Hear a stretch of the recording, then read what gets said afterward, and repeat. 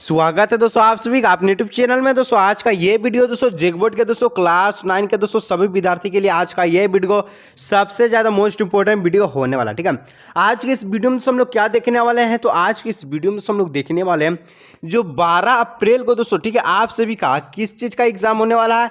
तो पेपर 2 में दोस्तों आप सभी का विज्ञान का एग्जाम होगा, ठीक है। इसके साथ आपको दोस्तों मैथ का भी पेपर मिलेगा।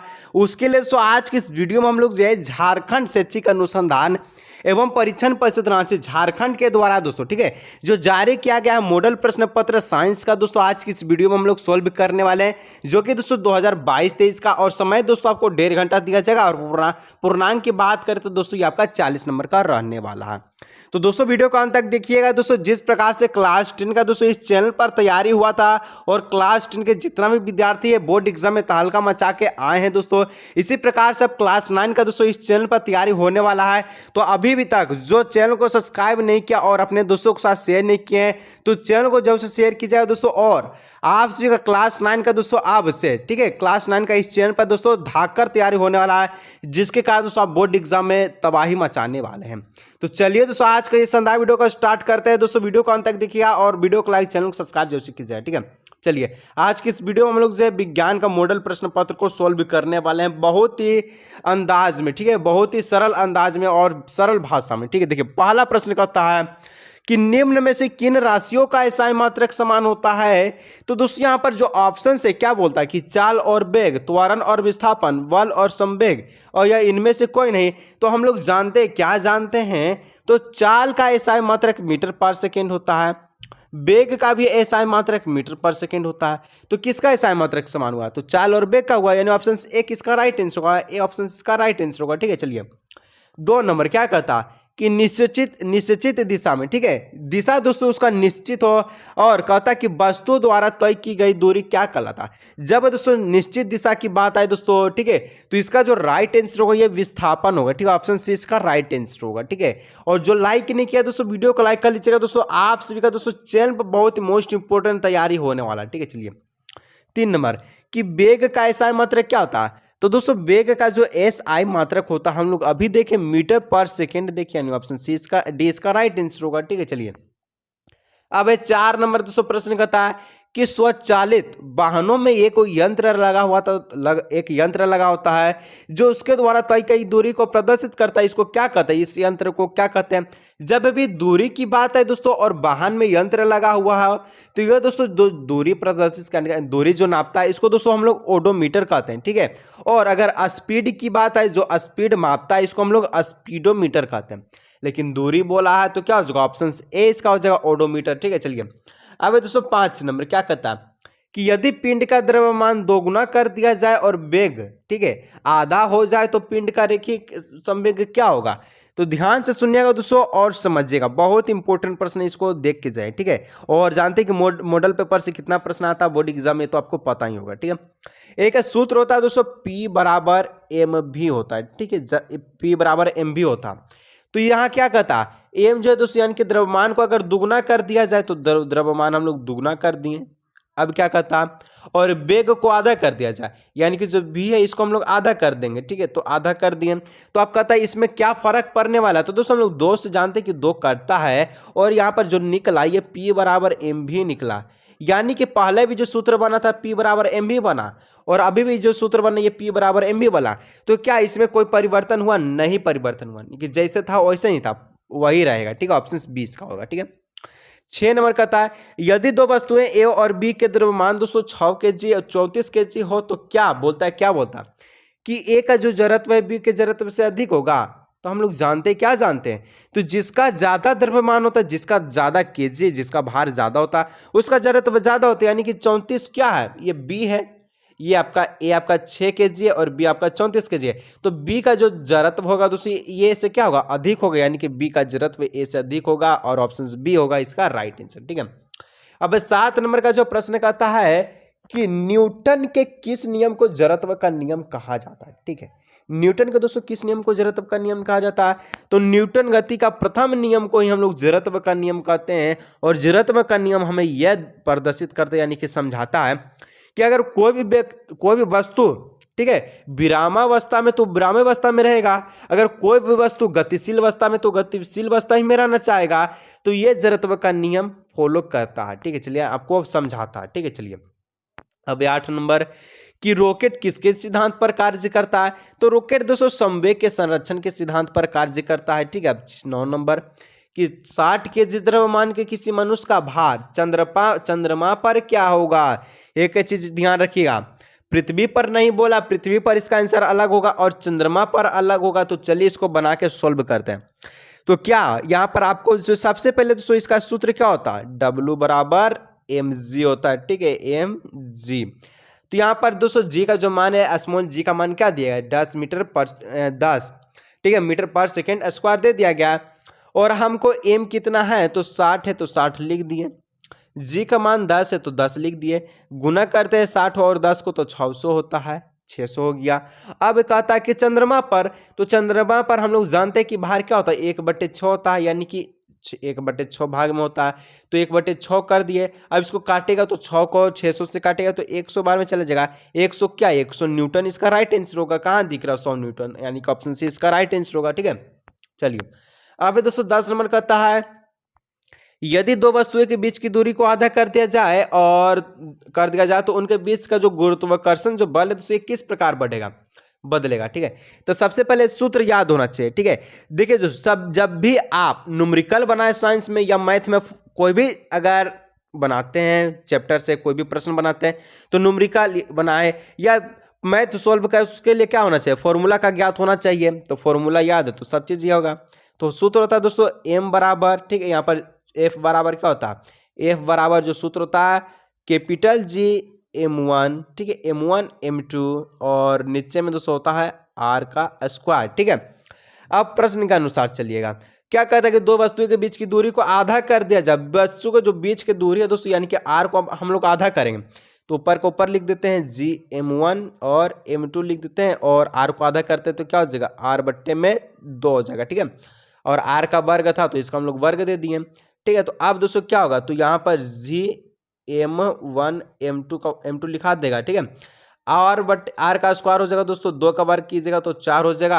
और 4 दोस्तों नीचे में इसको ऊपर में कीजिएगा तो क्या होगा, जो f बराबर निकलेगा, क्या निकलेगा, 4G m1 m2 बट्टे में r स्क्वायर। तो कितना गुना लग रहा है, तो 4 गुना आया, यानी कि ऑप्शन ए होगा, 4 गुना होगा, ठीक है। चलिए अभी 11 नंबर कहता है कि ध्वनि किस माध्यम से गमन करते, ध्वनि दोस्तों किस माध्यम से गमन करते, तो किस माध्यम में गमन करती है या करती है, तो यहाँ पर ठोस तरल गैस तीनों में, ऑप्शन डी इसका होगा। अब 22 नंबर यानी 12 नंबर, ठीक है, क्या कहता है वायु में ध्वनि तरंगे निम्न में से किसका उदाहरण, तो ये दोस्तों अनुदैर्ध्य तरंग का उदाहरण है, ऑप्शन ए इसका राइट आंसर होगा। अब कहता है दोस्तों 13 नंबर कि मानव श्रवण की श्रव्य प्रयास के ऊपरी आवृत्ति सीमा लगभग होती है।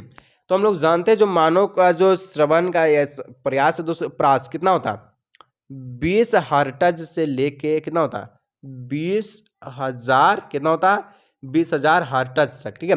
तो ऊपरी सीमा बोल रहा है कि कितना अधिकतम उसका प्रास हो सकता है, तो कितना हो सकता है, 20,000 हर्ट्ज। तो 20,000 हर्ट्ज कहाँ दिख रहा है, तो कहिएगा सर जी कहीं नहीं दिख रहा है, यानी ऑप्शन ए में क्या है, 20 के और हर्ट्ज है।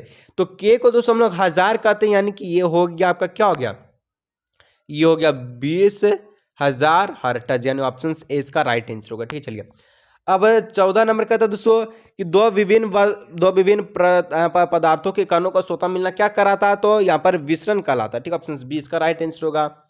15 नंबर का प्रश्न कहता है कि बर्फ का जो गलनांक है दोस्तों ये कितना होता है, तो बर्फ का जो गलनांक है ये 0 डिग्री सेल्सियस होता है, और 0 डिग्री सेल्सियस को केल्विन में करते हैं तो 273 पॉइंट, ठीक है, 0.16 केल्विन होता है, ठीक है, ऑप्शन सी इसका होगा। नेक्स्ट 16 नंबर का था निम्नलिखित में से सबसे अधिक संपीड़ित किसे यहाँ पर किया जा सकता है, तो जो गैस होगा उसी को, यानी हाइड्रोजन गैस को, ऑप्शन सी सबसे ज्यादा दबा सकते हैं आप, ठीक है। 17 कहता है कि निम्नलिखित में से कौन यौगिक का उदाहरण है, तो H2 यानी कि जो जल है दोस्तों यहाँ पर ये यौगिक का उदाहरण है, ऑप्शन सी इसका राइट आंसर होगा। 18 कहता है दोस्तों कि पीतल किस धातु का मिश्रण है, तो पीतल दोस्तों यहाँ पर जिंक और कॉपर का क्या है, तो मिश्र धातु, ऑप्शन ए इसका राइट आंसर होगा। अब 19 कहता है कि निम्नलिखित में से कौन रासायनिक परिवर्तन का उदाहरण है, तो रासायनिक परिवर्तन का मतलब क्या, कि जब भी एक वस्तु बन गया यानी कि किसी चीज का पदार्थ का निर्माण होता है तो अब पुनः वो अपनी अवस्था में नहीं आ सकता है, उसको रासायनिक परिवर्तन कहते हैं। तो क्या जल का बर्फ में बदलना, जल जब बर्फ में बदलेगा इसको हम लोग 0 डिग्री सेल्सियस में पिघला सकते तो फिर ये जल बन जाता, ये तो नहीं ना हुआ, ये तो भौतिक का आ गया, यानी ऑप्शन ए रॉन्ग हो गया। दूसरा, भोजन का पचना, अगर मान के चलिए आप कुछ खाए हैं, 2 रोटी खाएं, वो पच गया, तो क्या जो भोजन पच गया उससे आप 2 रोटी बना सकते हैं? नहीं बना सकते, यानी ऑप्शन बी इसका राइट आंसर हो। ठीक है, चलिए अब 20 नंबर की सोडियम ऑक्साइड का सूत्र निम्नलिखित में से क्या होगा? तो सोडियम ऑक्साइड क्या, तो Na2O सोडियम ऑक्साइड हो गया, यानी ऑप्शन बी इसका राइट आंसर हो गया। 21 नंबर कहता है कि 36 ग्राम जल में, ठीक है, जल में जल के कितने मोल मौजूद होते हैं? तो जल में दोस्तों 36 ग्राम बोला, तो यहाँ पर क्या हो जाएगा, यहाँ पर सूत्र यहाँ पर ज्ञात होना चाहिए, क्या होता है सूत्र इसका, होता है आपका क्या होता है, तो यहाँ पर जो सूत्र होता है दोस्तों N बराबर क्या होता है, दिया गया द्रव्यमान कितना है 36 है, तो 36 लिख दीजिए बटे मोलर द्रव्यमान किसका, जल का, H2O का। तो हाइड्रोजन का कितना होता है 1 गुना 2 कर लीजिए, और ऑक्सीजन का 16, 1 गुना 2, 2 प्लस 16 कितना हो जाएगा, 16 2 हो जाएगा 18, 18 नीचे में दे दीजिए, इसको काट दीजिए तो 18 2 36, यानी कि जो मोलर यहाँ पर जो मोल निकला जल के कितने मोल होगा, तो 2 मोल होगा, यानी ऑप्शन बी इसका राइट आंसर होगा। चलिए दोस्तों नेक्स्ट का था 22 नंबर, C2H2 मोलर द्रव्यमान क्या होगा? तो C2 और H2 का जो मोलर द्रव्यमान क्या होगा? तो C2 का जो मोलर द्रव्यमान होता है दोस्तों ये कितना होता है, यह होता है C और 2 और H2। C2 का जो मोलर द्रव्यमान होता है 12, तो 12 गुना 2, ठीक है, 12 दूना 2 और प्लस H2 का होता है दोस्तों 1 गुना 2, तो यहाँ पर हो गया 12 दूना का 24 प्लस 2, तो 12 24 और 2 हो गया 26, यानी ऑप्शन 20 का राइट आंसर। ठीक है, अब कहता है 23 नंबर, इलेक्ट्रॉन की खोज किसने की? तो इलेक्ट्रॉन की खोज दोस्तों जे थॉमसन ने किया था। और एक प्रश्न सबसे मोस्ट इंपोर्टेंट है दोस्तों आप सभी का, ठीक है, एक इलेक्ट्रॉन पर कितना चार्ज होता है नीचे कमेंट कीजिएगा, सभी का जवाब आना चाहिए। ठीक है, चलिए 24 का था दोस्तों, एक तत्व में 11 को इलेक्ट्रॉन है, 12 को न्यूट्रॉन है, तो उस तत्व का परमाणु संख्या का, तो जितना इलेक्ट्रॉन उतना ही प्रोटॉन, और जितना प्रोटॉन उतना ही परमाणु संख्या, यानी कि 11। ठीक है, फिर समझिए, जितना इलेक्ट्रॉन उतना ही प्रोटॉन, जितना प्रोटॉन की संख्या उतना ही परमाणु की संख्या, यानी ऑप्शन 11, ऑप्शन ए इसका हो जाएगा 11। ठीक है, चलिए 25 कि किसी तत्व के समान समस्थानिक में निम्नलिखित में से कौन और परमाणु का समान नहीं होगा? तो ये दोस्तों यहाँ पर हो जाएगा न्यूट्रॉन, इसका ऑप्शन सी इसका राइट आंसर होगा। 26 का था निम्नलिखित में से एक कोशिकीय जीव कौन है? तो हम लोग जो बच्चा से पढ़ते हैं कि अमीबा एक कोशिकीय जीव है, यहाँ पर एक ही कोशिका होता है। 27 का था दोस्तों लाइसोसोम का निर्माण कौन करता? तो गोल्जी उपकरण करता लाइसोसोम का निर्माण। 28 का कहता कि कोशिका झिल्ली के आर पार पदार्थों का आना जाने किस प्रक्रिया के द्वारा होता? तो ये दोस्तों विसरण के कारण होता, ऑप्शन 20 का राइट आंसर होगा। अब 29 नंबर है कि पौधे के शीर्ष पर कौन सा उत्तक होता है? तो पौधे के शीर्ष पर दोस्तों, यानी कि इसके जो शीर्ष है दोस्तों इस पे कौन होता है उत्तक? तो विभोजक उत्तक होता है। ठीक है, विभजोतक उत्तक होता है। ठीक है, चलिए 30 नंबर कि रक्त के तरल अधात्री भाग को क्या कहते हैं? तो प्लाज्मा कहते हैं, ऑप्शन बी हो गया। अब 31 का था कि श्वेत क्रांति, ठीक है, यानी कि सफेद जो क्रांति है किससे संबंधित है? तो ये दोस्तों हम लोग जानते हैं कि दूध भी सफेद और सफेद क्रांति दोनों मिलता जुलता है, यानी ऑप्शन सी से संबंधित है, दूध उत्पादन से। ठीक है, 32 कि निम्नलिखित में से रबी फसल कौन है? रबी फसल जो दोस्तों कौन कहलाता है? तो रबी फसल दोस्तों आपका जो यहाँ पर ठंडा में उगता है, यानी कि ठंडा में कौन उपजा होता है? तो चना हो गया, गेहूं हो गया, इस प्रकार से ऑप्शन डी इसका राइट आंसर होगा। अब दोस्तों 33 नंबर क्या कहता है कि जीवों के वर्गीकरण का सर्वाधिक मूलभूत लक्षण क्या हो सकता है? तो ये दोस्तों होता है, क्या होता है? उसका कोशिकीय संरचना हो सकता है, ऑप्शन सी इसका राइट आंसर होगा। कोशिकीय संरचना से ही उसका जीवन का आधारभूत क्या होता है? वर्गीकरण का मूलभूत नियम हो सकता है। ठीक है, लक्षण। चलिए 34 पदार्थ वर्ग का उभयचर किसे कहते हैं दोस्तों? तो पादप, ठीक है, सॉरी, पादप वर्ग का उभयचर किसे कहते हैं? तो बायो, ठीक है, फाइटा का, बायोफाइटा, यानी ऑप्शन बी इसका राइट आंसर होगा। चलिए नेक्स्ट है 35 नंबर कि जो व्हेल जो मछली है दोस्तों ये यहाँ पर निम्नलिखित में से किस वर्ग से संबंधित है? जो मछली है दोस्तों हम लोग जानते हैं ये मत्स्य यानी कि जो मछली पालन क्या कहता है? मत्स्य कहता, यानी मत्स्य से संबंधित है व्हेल। ठीक है, चलिए अब 36 नंबर कहता है कि वैश्विक उष्मन के लिए कौन से गैस उत्तरदायित्व है? तो वैश्विक उष्मन के लिए दोस्तों कार्बन डाइऑक्साइड गैस उत्तरदायित्व, ऑप्शन से। ठीक है, चलिए 37 का था दोस्तों प्रश्न है कि जल प्रदूषण से निम्नलिखित में से कौन सा प्रभाव नहीं होता? जल प्रदूषण से दोस्तों फेफड़ा संबंधित रोग नहीं होता। ठीक है, चलिए यहाँ पर ऑप्शन डी इसका राइट आंसर होगा। अब नेक्स्ट 3 प्रश्न और बच्चा, जो लाइक नहीं किया तो लाइक, चैनल को सब्सक्राइब जरूर कीजिएगा। निम्नलिखित में से कौन यहाँ पर असंक्रामक रोग है, तो दोस्तों यहाँ पर रतौंधी जो है असंक्रामक रोग है, ठीक है। चलिए अब नेक्स्ट 38 नंबर, निम्नलिखित में से कौन दीर्घकालिक रोग के उदाहरण है? तो लंबे समय तक कौन रोग होता है? ये टीबी हो गया, ऑप्शन सी इसका राइट आंसर होगा। और आज की इस वीडियो का लास्ट प्रश्न कहता है जीवाणु निम्नलिखित में से कौन वर्ग में शामिल है? तो यहाँ पर दोस्तों ये आपका मोनोरा में शामिल है, ठीक है। अगर दोस्तों आपको ये चैनल से दोस्तों क्लास 9 का तैयारी करवाना है तो एक बार नीचे कमेंट कीजिएगा दोस्तों कि सर जी आप अपना तैयारी शुरू कीजिए, मैं आपका सपोर्ट करूंगा। तो दोस्तों अगर सपोर्ट कीजिएगा और तैयारी अगर जारी रखना चाहते हो तो नीचे कमेंट कीजिएगा। दोस्तों हम लोग मिलेंगे अगले नेक्स्ट वीडियो में, ठीक है।